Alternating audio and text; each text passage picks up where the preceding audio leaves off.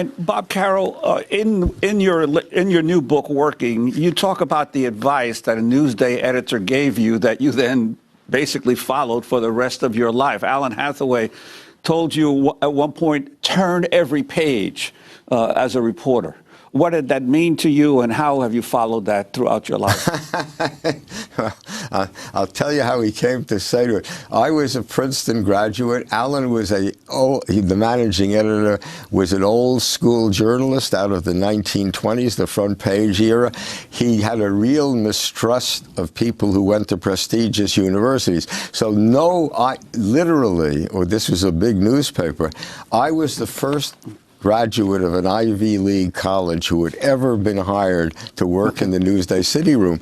I was hired as a joke while he was on vacation, as a joke on him, and he wouldn't talk to me. You know, I'd walk by, he'd lumber by and say, "Hello, Mr. Hathaway." "Hi, Mr. Hathaway." He'd never even look at me.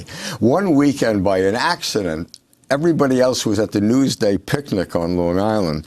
There were no cell phones then. No one could be gotten in touch with, and something happened. The tip came in about an investigation that Newsday was giving, and someone had to go down to the Federal Aviation Agency.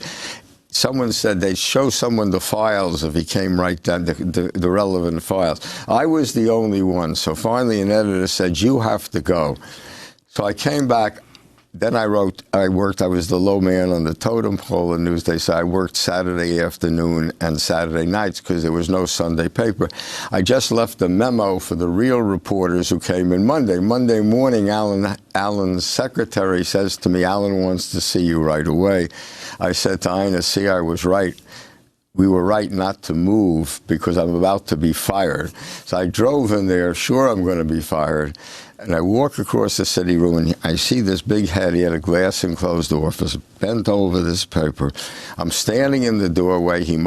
I see the paper he's reading is my memo. Finally, he looks up at me, and he said, "I didn't know someone from Princeton could do digging like this. From now on, you do investigative work." I said, "But I don't know anything about investigative work." And Alan looked at me for a long time, and then he said, "Just remember one thing. Turn every page. Never assume anything. Turn every goddamn page." And I try. You can't do that, of course, but you try to turn as many as possible. We're talking to the Pulitzer Prize-winning, twice Pulitzer Prize-winning author, Robert Caro.